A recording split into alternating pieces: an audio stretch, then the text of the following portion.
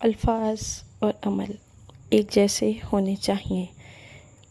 کہانی کا آغاز کرنے سے پہلے میرے چینل لائف سٹوریز وتھ نایا علی کو سبسکرائب کر دیں اور بیل آئیکن کو پریس کر دیں تاکہ آنے والی تمام مزیدار سٹوریز کی نوٹیفیکیشن آپ کو مل سکے۔ ایک دفعہ ایک ننھا لڑکا تھا جسے مٹھائی کھانے کا بے حد شوق تھا۔ وہ اپنے والد سے ہر وقت مٹھائی کا مطالبہ کرتا۔ اس کا باپ ایک غریب آدمی تھا۔ وہ اپنے بیٹے کے لیے ہمیشہ مٹھائی کا متحمل نہیں ہو سکتا تھا، لیکن چھوٹے بچے کو یہ بات سمجھانا بہت مشکل تھی۔ وہ ہر وقت مٹھائی کا مطالبہ کرتا رہتا۔ لڑکے کے والد نے بہت سوچا کہ بچے کو اتنی مٹھائیاں مانگنے سے کیسے روکا جائے۔ اس وقت قریب ہی ایک بہت مقدس آدمی رہتا تھا۔ لڑکے کے والد کو ایک روز خیال آیا۔ اس نے لڑکے کو اس عظیم آدمی کے پاس لے کر جانے کا فیصلہ کیا جو بچے کو ہر وقت مٹھائی مانگنا بند کرنے پر آمادہ کر سکتا تھا۔ لڑکا اور اس کا باپ اس عظیم آدمی کی خدمت میں حاضر ہوئے۔ باپ نے اس سے کہا، اے عظیم ولی، کیا آپ میرے بیٹے سے کہہ سکتے ہیں کہ وہ مٹھائی مانگنا چھوڑ دے جو میں برداشت نہیں کر سکتا؟ عظیم آدمی مشکل میں پڑ گیا کیونکہ وہ خود مٹھائی کھانے کا شوقین تھا۔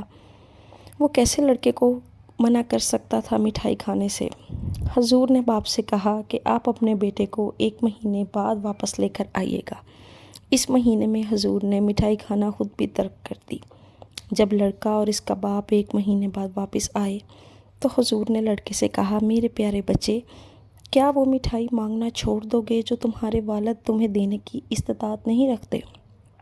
اس کے بعد لڑکے نے مٹھائی مانگنا چھوڑ دیا۔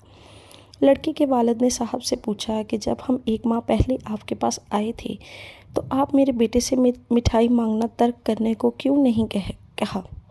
سنت نے جواب دیا، میں ایک ایسے لڑکے سے کیسے کہہ سکتا تھا مٹھائی چھوڑ دے جبکہ میں خود مٹھائی کھانے کا شوقین تھا۔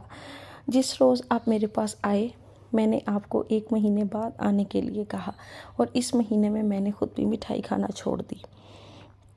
ایسے الفاظ کی نصیحت میں کیسے کسی کو کر سکتا ہوں جن پہ میں خود عمل پیرا نہیں ہوتا؟ اس کہانی سے ہمیں سبق ملتا ہے کہ کبھی بھی دوسروں کو وہ نصیحت مت کریں جس پر آپ خود پورا نہیں اتر سکتے، جس پہ آپ خود عمل پیرا نہیں ہو سکتے۔